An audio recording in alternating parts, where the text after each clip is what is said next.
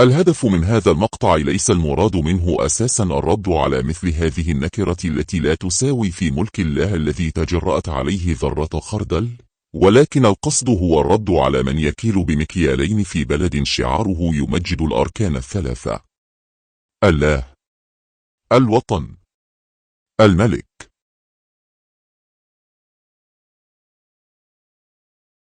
ماذا لو أساءت هذه المخلوقة للوطن ووحدته الترابية أدنى إساءة وهي لن تجرؤ، لأنها تعلم يقينا أن الدنيا ستقوم ولن تقعد، وأنها ستساءل أشد المساءلة، بل ربما قد تندم على اليوم الذي ولدت فيه. ماذا لو نبست ببنت شفة في عرض وشرف أدنى مسؤول في هذا البلد وهي لن تجرؤ؟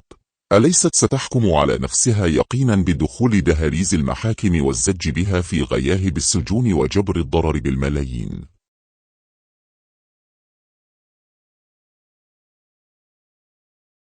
فلماذا تجرأت على ذات الإله ووصفته بما لا تقدر أن تصف به مسؤولا مهما قل شأنه في هذا البلد، في حين يتم الحكم على من افترى على أحدهم بالأحكام المغلظة؟ ترى من يفتري على الله يسرح ويمرح بلا حسيب ولا رقيب.